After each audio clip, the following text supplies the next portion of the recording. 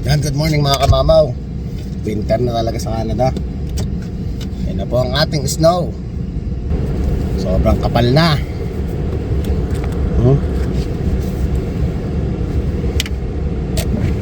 Grabe, no?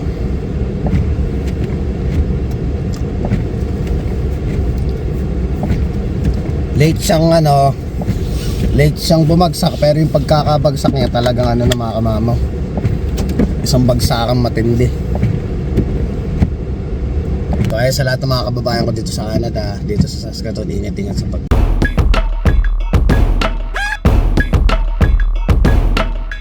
drive dahil medyo madalas yung kalsada kayo. So ngayon lalabas ako dahil pupunta ako sa dentist para sa appointment natin. At the same time, gusto ko magluto ng parang luto tayo ng pero syempre di ko napapakita paano ako magluto basta yun lang, gusto na yung misis mag-adobo dahil parang namin try yung chicken feet. Malalaking chicken feet na nabili namin Tara, drive mo na kama mo.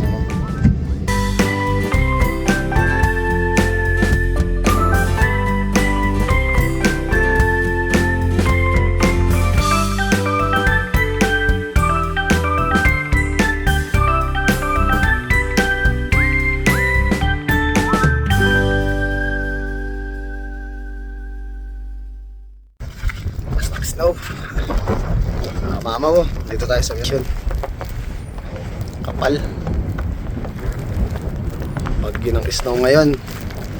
Yung mga mama mo, daan na sa dalara ko ng pang tis-tis ng snow. Kaya yung mga makakamama lalapag sa sakyan, may kotse, mababalahaw ka na dyan. Hindi ka na makakalabas basta-basta. Daming lamig. So yun mga kamama ko yun.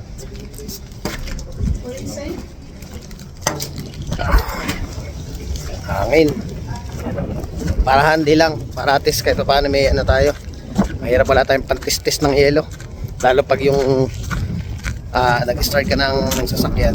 Kasi pagka yung heater mo So yung snow na nandun sa salamin mo, yung iba nun nagbubuo kasi. So kailangan may pantil-til ka ng snow natin. Mga mama, pauwi na tayo. Late na tayo mga kamao. Layo na nga. Marami pa tayo habulin. Mag-alas-dos na. Hindi ko alam kung makapagluto pa si kamamaw. Yan, ingat-ingat lang. Tsaka yung sinasabi ko sa inyo mga kamamaw na huwag kayo magpapakapante sa lahat ng oras. Kaya actually nilagay ko din tong camera na to para kung sakaling di ba may mga huwag naman sana mangyari. Meron tayo ebidensya. Usual naman mga kamao pag nagbablog ako, even pag nagdadrive ako, never naman ako tumitingin sa camera. Madalang mo papalingon, nakapokus talaga tayo sa kalsada. Nakakawa lang sa atin, pasensya na po ate, di kita natulungan ngayon. At talaga pong malilate na si kamamaw Pero sana naman may tumulong ka ate doon. Wala naman baka sabihin lang ating mga subscriber hindi ko napakita yung video ni ate kasi ang gamit niya kasi mga kamama kotse. Problema kasi dito sa kotse, hindi siya advisable pag winter kasi mga kamama, nakita niyo mga snow na makakapal na yan kahit mga 2 inches ng taas ng snow. Patay dito tayo sa kabila. Katulad yung mga kamama ko, para akong nababalahaw.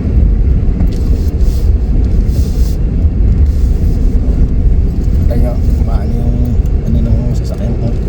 Nadaan ako dito sa mataas na snow, hindi ko napansin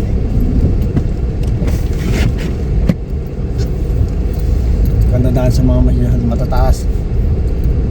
Ito nga sabihin natin mataas ng sasakyan natin. Tapos makapal din ang gulong nito ngayon honestly. Yung pinalit natin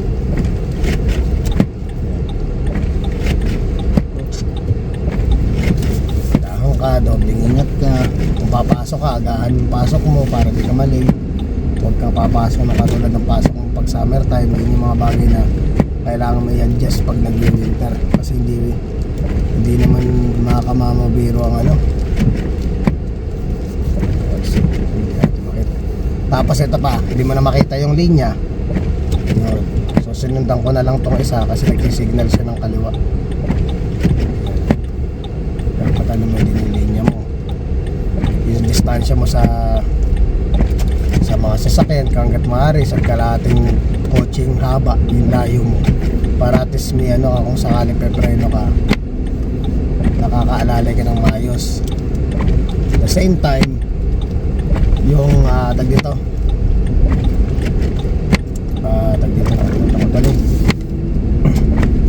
nakaalalay ka ng maayos. At the same time, yung ano mo kasi, yung sasakyan mo kasi once na pumpreno ko pag winter time, may ano yan, may kaskas ng snow yan dun sa loob ng, sa may ano ng gulong mo. Minsan naiipit siya, umiipit dun sa preno. So pag nag-brake ka, hindi agad siya kumakagat man siya, hindi siya ganun kalakas ng kagat na hihinto agad right away sa sakyan mo. Tsaka yung biglaang pagpreno, usual minsan naglalak yung ano mo dyan, yung gulong mo dyan, naglalak yan, automatic mag-i-stop yan, i-stop ng pusa yan, which is kung may puwersa siya na yung bilis na ginamit mong acceleration tapos bigla kang papreno, tutulak talaga yan, uusad pa rin yan sa sasakyan mo. Kaya ang point doon is pag naglakasin mga kamamaw, hindi mo na matatapakan yung acceleration o yung brake.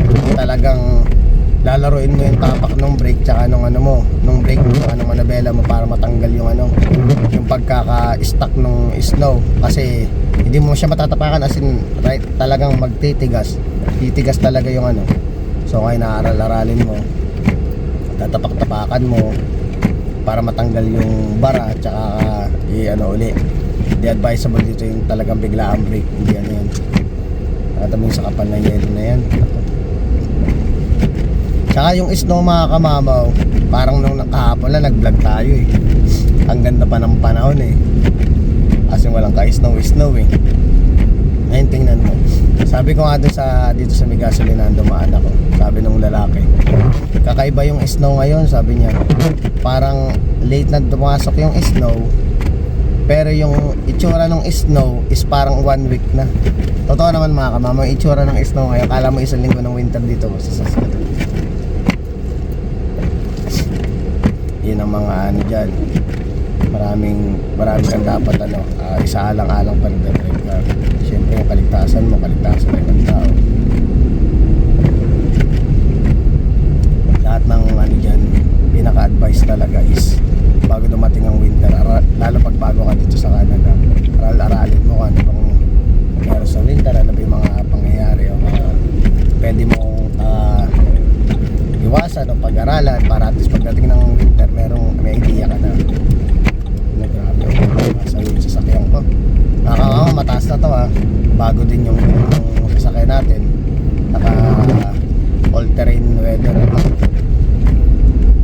all weather terrain.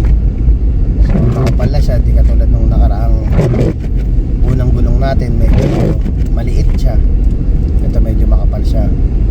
Tapos ang takbo ko kung 50 dito, nasa 35 to 40 lang ako. Ganun lang akong magpatakbo. Pero may nakikita may mga yan, o diba? Mga paspas mag-drive, tapos nakadikit pa siya sa akin. Hindi ko nalang binusenahan mga kamamaw dahil iwas tayo sa mga away-away. Pag kaya mong pagpasensyahan mo na lang. Katulad yung paano medyo mag-ano ng brake. Nakadikit siya sa akin kanina eh, tapos ang bilis pa ng takbo niya. So kung magsuswing ang sasakyan niya, sa agad ang sasakyan ko. Wala eh. Kaya pala hindi ko na mababanggit ikaw ng lahi. Yung mga ano dyan, yung mga pasaway na ano. Ako kasi nakasanayan ko mula nung nag-drive ako, lagi talaga on safety, lagi ang ano, yung point of view ko, lagi akong naka-alalay. Minsan nga kahit right of way ko, maalalay pa rin ako, tumitingin pa rin ako kasi hindi mo masasabi kung ikaw ay maayos na driver, yung ibang driver hindi. So kung gusto mo ng kaligtasan ng bawat isa is ingatan mo rin. Hindi din minsan tinuturo ko talaga kay Mrs. pag nagda-drive siya na huwag kang ano, iba kasi nagiging matigas na parang hindi, right of way ko eh, pag nabangga mo ako, kasalanan mo. May ganong sistema, pero ang point eh, wala namang paalaanohan dyan na kailangan masabi mong tama ka. Kung sa tingin mo maiiwas mo yung bagay na ligtas ka, dun ako, mas safe yun. Kesa yung parang paninindigan mo na parang, oy tama ako, para bang wala kang pakailam sa safetyness ng bawat isa. Kaya iwasan mo din dyan yung pag nandito ka sa mismong kanto, right away may mga katulad yan, pumasok na truck sa gilid. Kasi baka mamaya pag preto na yan, galing siya sa mabilis, tapos bigla nga dito sa kanto. Kasi kadalasan yung iba doon pala nagbe-brake eh. Pa nag-brake yan, usad pa yan eh. Maglalaro pa yung ano dyan eh, yung sasakyan eh. Maglalaro pa yan eh, sasayaw pa yan. Kaya dapat malayo pala, nakaminor ka na, nakatapa ka na agad para yun ang pinaka proper way na gawin yung panigdadrive kayo. Saka syempre, lagi kayo makikinig sa mga ano, yung mga experience sa ato pag yung tinuturo kayo mag-drive. Katulad yan, mag-try na ako, tatahan na ako, kapag snow yun. Kaya talaga mas maganda dito pag nandito ka sa Canada, ang pinakamaganda masasakyan mo talaga truck. Even SUV minsan napabalahaw. Yung akin nabalahaw, yung laki na ng Honda Pilot ko dati. Doon lang sa may parking lot eh, hindi ako makaalis eh. Yung pa, ingat-ingatan nyo rin pala, paalala ko lang, ingat-ingatan nyo yung mga susi nyo, yung mga cellphone nyo, kasi snow yan, pag yung snow yung malambot pa, pag nahulog sa snow yan, di mo mamamalayan kasi hindi tutunog yan eh. Di mo mararamdaman may nalaglag. Ganun siya kaplat ang ano niya. Kaya ingat-ingat kayo kasi dati nahulugan din ako ng cellphone. Inabot ako nag-extend ako doon sa trabaho ng kulang 2 oras. Hinahanap yung cellphone ko. Yung pala nandito sa may, pagbukas mo ng driver seat na to, pagbukas mo dun siya nahulog. Hindi ko siya napansin. Kasi natabunan siya ng snow. Halos nalobat na siya. Kaka-miss call ko. Hindi ko malaman kung saan napunta. Yung pala nahulog siya. Kaya by experience, ano ko lang sa inyo na ingat-ingat din kayo sa amin mga gamit. Double check niyo pala. Isang oras sa papasok na agad. Pero yung pagkagising ko, nagising ako 10:30, nagkape lang ako. Punta na ako sa dentist. Pagbalik ko dito sa bahay, alas 2 na, maliligo na, ay nahabulin ko na, mabilis lang naman yung adobo. Tsaka ngayon uso na yung ano ngayon, medyo busy na din tayo sa trabaho kasi magpapasko na, diba? So syempre marami tayong inaanak, pamilya natin na sinusuportahan para kahit pa paano maging masaya naman ang Pasko nila. Doon man sa mga ganung pagkakataon eh, maging masaya yung Pasko nila. Mga kamamay, baka camera natin kapal ng snow. Yan. Kaya pag napuno yan, napuno yung sa may bandang paanan, ang hirap ng palabas. Basurahan pa natin eh. Yan, double check natin. Cellphone ko, kakapain ko na baka mamaya. Ay, cellphone ko, hawak ko pa yung cellphone ko. Basurahan ko yung wallet ko. So basurahan natin, babalik na. Painok ko.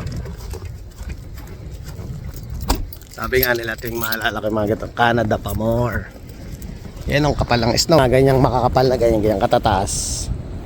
Yan, tingnan mo. Yung mga matataas na part na yan. Katulad dito, ayan. Wala nang makakapasok na kotse dyan. Sigurado. Yan na kayo maghahaponan.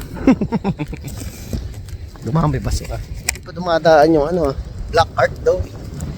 Ba't ganun? Hindi nakadaan dahil siguro sa winter. So ngayon, ay naka, yung grocery natin. Ayun yung mga alaga natin. Paglaruin natin sa snow. Yan. Di tatagal ng 10 minutes yan. Ay nagsisiihi. O, play na kayo dyan. Go na. Papasilip ko kay kay Jacob. Ayun na. Si Legend to. Sisilip daw sa labas. Ayun na. Ayun na. Nagsasayaw na. Pupunta ka sa snow. First snow niya mga kamamaw eh. Niloko kay mami. Sabi ko pag malaki-laki na siya, higa ko siya sa snow. Ngayon baby pa siya, hindi pa pwede. Pasilip ko lang sa kanya, first time niya makakita ng snow eh. Papasok na tayo. Medyo na late na nga ng konti eh. Parang may bagyo. Iba yung panahon ngayon mga kamamaw. Iba yung panahon ngayon. Alam mo yung parang may bagyo sa Pinas. Ganun yung itsura ng panahon. First time kong late na papasok na konti ah. Ay nako.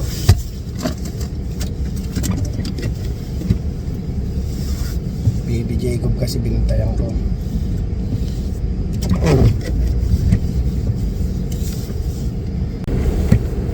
Police dito sa gilid. Ay, kita mo yung kalsada mga mama. Daan-daan talaga. Kaya mag-iingat mag-iingat talaga kayo. Tulad kong papaalala sa inyo. Ay may polis. Tinulungan ng polis yung ano. Di ba ang taas ng snow, sabi ko sa inyo. Ayun, may polis na bumaba. Tinulungan nila yung ano. Tinulungan nila yung nabalao na sa akin. Kita niyo naman mga kamama yung snow natin sa harapan, di ba? Yan. Balik na rin natin na yan. Ayun o. Ayun o. Nag-i-skid yung sasakyan, hindi siya makagalaw.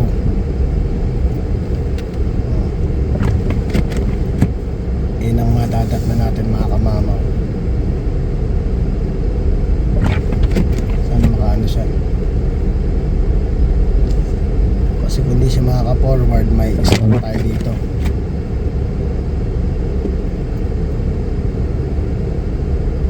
Kung mali ang diskarte mga atin, nilalabas niya yung paa niya, may ipit doon sa loob. Ayun o, mga kamama. Katakot ng mga sasakyan, sumasayaw. Kaya nano ko tong video na to mga kamama for safety purposes din na ano. Sakaling may mga mangyaring ano delikado dito sa ano natin sa kalsada, pero daway patlabayan tayo ng pangalan sa pagdadrive. Kasi yun talaga mga kamama ang ano dito. Yung unang bagsak ng snow. Mga kamama yung unang bagsak ng snow. Yun yung napakahirap. Kita ko yung mga sasakyan doon nagsasayawan. Usual mga kotse mga kamama. Parang ano tayo dito ngayon, nag-uulat tayo ng ano, kakalsadahan ng Saskatoon. Ayan, so ito ang itsura ng Saskatoon ngayon. Ako may sports car sa likod ko.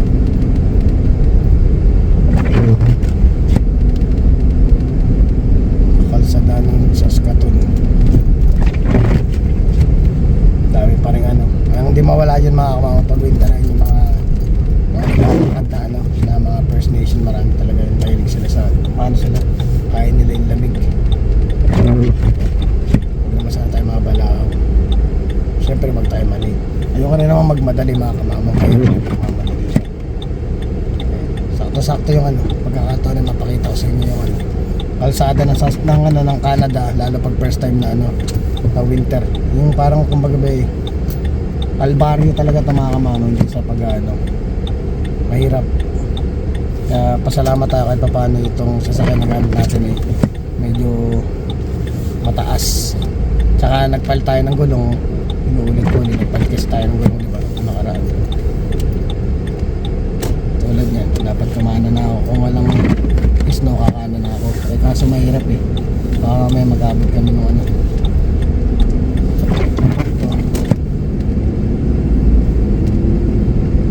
Masayo yung likod sa sakyan. Sa ano? Sasakyan sa likod. Ito. Maliit ang sports car. Maliit. Yan. Maliit niya baka maliit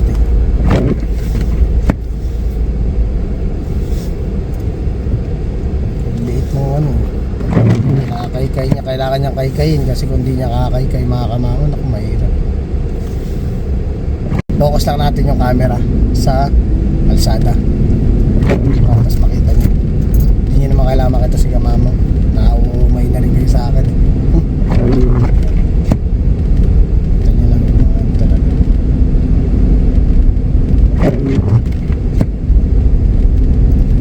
Grabe yung isla. Kala mo isang linggo na mahigit. Kasi ano yun, dire-diretso mula kahapon. Isang araw na siya mga kamama. So kailangan talaga dito sweepers na. Nabanggit nga nung ng ano kanina ng dental hygienist natin kanina, yung nag-cleaning sa atin kanina. Sabi sa akin, mabagal pa daw tong Saskatoon. Kasi daw sa Regina automatic daw. Sabi niya, sa Regina daw automatic. Unang bagsak ng snow talaga daw ini-script na. Nagtataka daw sila ba't hindi pa naka-script nung ano. Saskatoon ay kagabi pa daw. Punong-puno ng snow.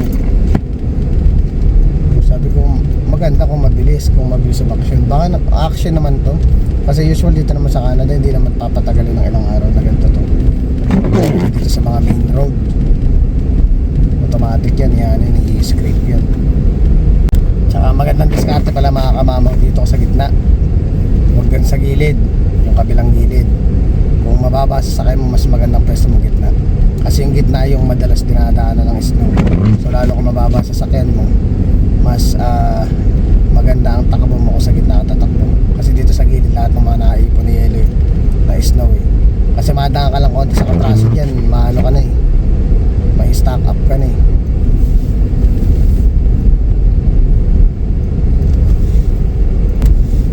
mga kamama, pa circle drive na tayo. Nandun na tayo sana sa pa-highway na tayo. Itong pipihitan ko itong mga kamama dito, mag-right turn ako dito ako umikot natin ng 3 beses yung sasakyan ko.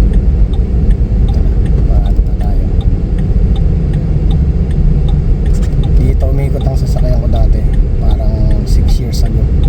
Ayan yung inanuan ng sasakyan ng coaching yun. Kaya pagpihit ko ngayon dito, umikot ako 3 beses dyan mga kamamaw. Swerte ako nung time na yun, talagang nilakasan ko na lang loob ko. Buti na lang na-control ko yung manubela. Kasi kung hindi ko na-control manubela mga kamamaw, baka malamang hulog ako dun sa dito sa may damuhan dito. Tsaka good thing walang sasakyan sa likod ko, at least wala tayo mababangga ng kaya sabi ko sa likod nun, pasalamat ko talaga. Talagang malamig nun mga kamama, pero buti lang pawis ko nung time na yun. Talagang nervous din ako.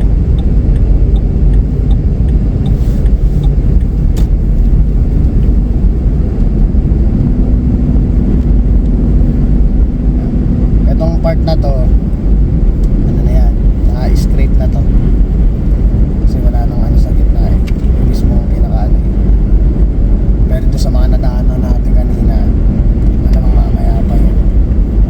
Pero yung sa may banda sa amin mga kamamay, sa mismo talaga mga loobang eskinita, hindi masyadong yun, nalilinis yun, pero na talagang kung hindi na siya madaanan, talagang matambakan na sobra ng snow, doon pa lang yung kailangan may tawag sa munisipyo yun, na kailangan malinis to kasi hindi na siya natadaanan. Yun yung mga kadalasang winter na matatapos na yung winter, may snow pa rin. Hindi katulad dito sa mga normal na kalsada, inuhulugan nila ng ng mainit na tubig kasi ni-scrape nila yan. Hindi ko lang alam kung ano yung hinahalo nilang chemical dun sa machine na ginagamit nila pag nag-ano sila ng dito ng snow. Madalas yan, marami, pero ito for sure may hahakot yan, madami ngayon. Tsaka pag talaga mga kamamaw, hindi siya yung tamang biglang bagsak ng winter lang, diba? May siya, parang kala mo pag sa Pilipinas malakas ang hangin, tapos dire-diretso yung ng snow. Dito na tayo sa circle drive. Sa mga nagdadrive po, ulitin ko sa inyo, mag-ingat po kayo, ingat po palagi sa pagdadrive.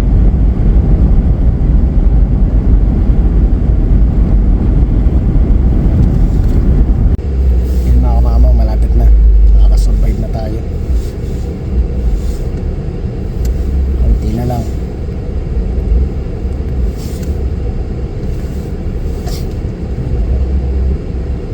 Traffic, dapat talagang ka dito, ang allowance ko pagpapasok ako 45 minutes para sigurado. 30 minutes lang allowance ko, 20 minutes time ka drive traffic hindi mo naman din masisisi, mahirap din magmamadali ka, mamaya sa kakamadali mo imbis makarating ka ng maayos, madisgrasya ka pa, diba?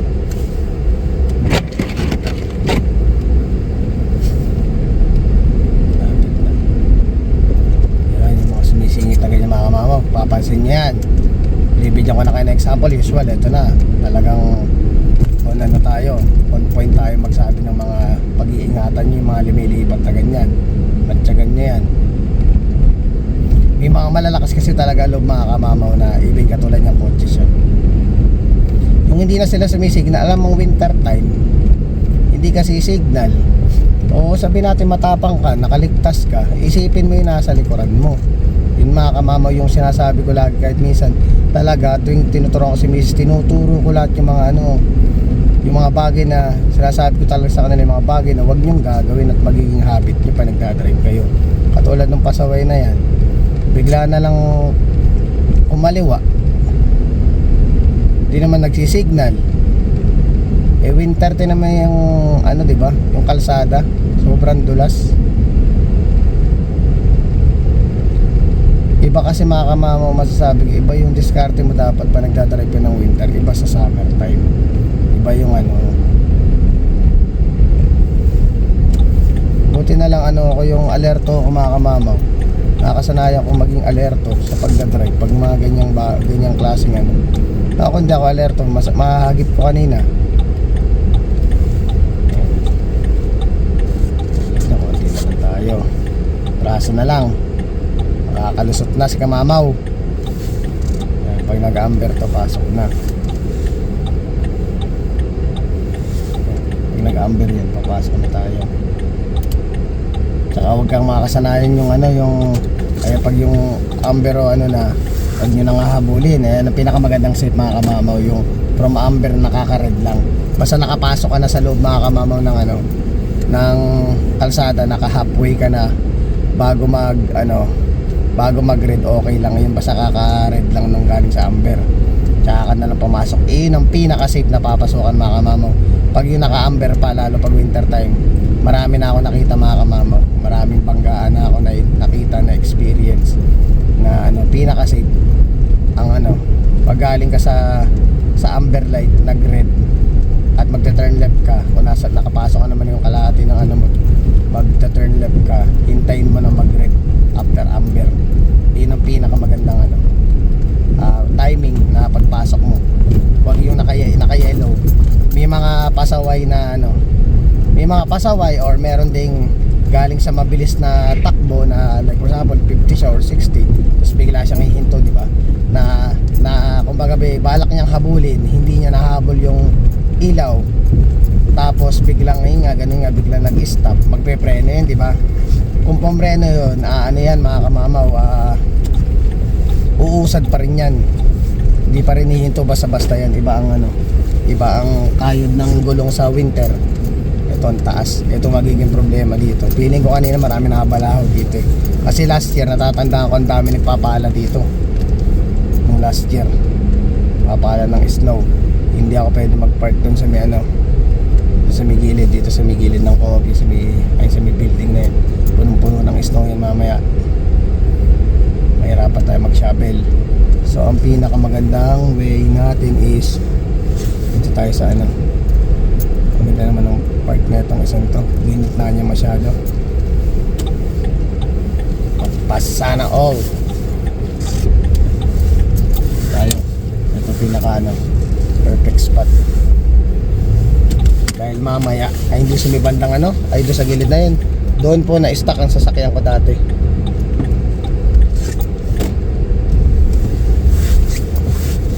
Wait na 5 minutes na lang, buti na lang di tayo na late mga kamama. Yan ang gagawin ko ngayon, atras abante tayo para yung ano ng snow sa ilalim matulak natin, mahirap mabalaho mamaya. Kasi dito ngayon katulad ng mga kamama, hindi mo kita ang gutter mo dyan, hindi mo kita gutter, gatan mo rin yung rim mo. Kasi yung sa gutter, na kung hindi mo nakikita yung gutter, kinaano mo na pala yung rim mo, kinakaskas mo na pala doon sa bato, hindi mo pa napapansin. Ayan, mukha tayo ng ano, hukay, kaya ko para mamaya makalabas. Mamaya hindi tayo makalabas dito.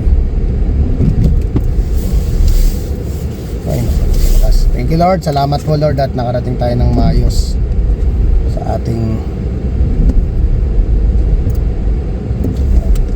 hindi ko na masyado ito. Yan, talaga sa balipa.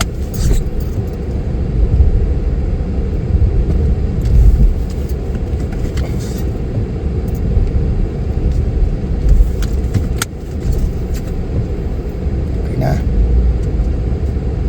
Yan, para mamaya hindi na tayo mahirapan lumabas. Kasi pag hindi mo hinukayan, mahirapan ka lumabas mamaya. Sige mga kamamaw, papasok muna ako at malilate si kamamaw. See you later. Yan mga kamamaw, habang break time ko, ikot-ikot muna tayo. Pasyal ko kayo sa Winter Wonderland. Yan. Ito yung mga lamesa. Ay, yung lamesa sa labas. Yan, puno na ng snow. Grabe, ang taas. Ito mga kamama, pag yung truck ko naiwan dito sa loob, nako, hindi ko sure kung makakaalis pa. Ano? Lakad-lakad, lakas ng loob eh, no? Kala mo, ang kapal ng suot eh. Lamig. Ano? Dire-diretso siya. Ayan, pag winter time daw nagpa-park dyan. Dyan nahulog yung cellphone ko mga kamamaw. Dito sa may parking na yan. Tapos pag humangin kasi, papasok lang sa ilalim mo yung snow na mga to. Yun yung babara doon sa ilalim ng sasakay mo. Yun yung hindi magpapaalis sa'yo. Kaya ang advisable sa labas. Ayun yung sasakay natin. Itong pinark sa labas. Mama medyo parang pumayapa na yung ano, yung panahon. Hindi na siya wala na. Huminto na siya ng ganyan. So syempre sa kapal ng yelong yan mga kamamo, hindi agad matutunaw yan, tsaka malamig talaga yung ngayon. Not like nung sa sinasabi ko nung nakaraan, kung kukunti lang yung yelo nung nakaraan, kung itong bumagsak na yelo ito lang kahapon is kukunti lang, palamang tunaw to. Pero yung itsura ng mga snow na to ngayon mga kamamaw, hindi na matutunaw yan. Sa sobrang kapal niyan, hindi matutunaw yan. Pwera lang talaga kung umaraw tapos yung temperatura ay napakababa, pero ngayon kasi yung temperatura is nasa negative 4 na ngayon, my get. So feels like ano na yan, negative 8 or 10 na yan, parang gano'n na yan. Pero kasi walang hangin ngayon, kaya gano'n lang kahina. Pero yung negative 4 na yun, at kung malakas yung hangin, aabutin ng negative 15 yun. So ngayon, ayan na, tumahimik na ang panahon, which is maganda sa amin dito sa Saskatoon, kasi hindi rin biro kung magdediretso ng 2 araw yung yung buhos ng snow, sigurado babaha dito. Sobrang kung maalala ko na, kung hindi nyo walang nakakaano mga kamamaw, parang if I'm not mistaken, parang 5 years ago nung bumuhos ang snow sa Calgary, nung talagang gabahay mga kamamaw. Maniwala kahit sa hindi, sa mga walang may idea na yung snow kung gaano kagrabe mga kamamaw. Ayun lang po, minayos lang ako, kumuha lang ako ng pausok natin mga kamamaw. Ganun kataas yung snow sa Calgary, talagang gabahay. Kung mga kamamaw, yan yung truck na itim na yan, yung bubong niyan lagpas dyan, ibig sa mga truck na yan, lagpas dyan yung taas ng snow, ganun kataas. Kaya nakakatakot mga kamamaw, kaya talagang automatic, walang pasok. Kahit sabihin mong gusto mong pumasok, hindi ka makakapasok dahil doon ka pa lang sa harapan ng bahay mo, hindi ka na makakaalis dahil tinabunan na ng snow yung sasakyan mo. Ganun kagrabe mga kamamaw. Pero so far hindi naman nata na experience ni Saskatoon yun. Sila Calgary lang sa may bandang Alberta. Dito sa Saskatoon hindi naman hindi naman na experience yung ganong grabing snow. Pero sana po wag mangyari yun, hindi rin biro. Maraming lalo yung katulad natin, yung mga hindi naman talaga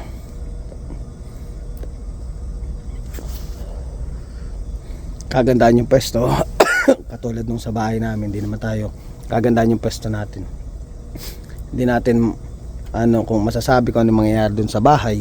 Siyempre luma na yung bahay na tinitira natin, kung mapupuno ng yelo ng ganun, paano tayo makakasurvive, paano natin inisip mo pa lang yung mga alaga ng ating aso, paano sila makakalabas, paano sila makakawiwi o pupo. Although nagpupupo naman sa bahay, pero iba pa rin yung nakakagalaw ka kahit pa paano, kahit ganyang ma-snow. Pero yung ganun, grabe, talagang walang labasan ng bahay. Even pagbukas mo ng pinto, paano ka lalabas, didiskartehan mo pa. Napakahirap mga kamamaw, sobra. Lalo na ngayon mga kamamaw, kahit kompleto pa yung mga suot mo, dahil talagang kahit ito nga mga kamamaw, triple na nga yung suot ko, nilalamig pa ako. What more pa yung lalabas ka para tanggalin mo yung mga ganung katataas na snow. Napakahirap mga kamamaw, trangkaso abutin mo. Uwi ka na, Jindy? Oo, kuya. Uwi na yung mga masisipag. Yun lang inaano natin, dasal lang natin para kahit pa paano yung mga tao dito sa Saskatoon hindi maka-experience sana ng ganun dahil mahirap lalo sa mga pamilyado mga kamamo, sobra.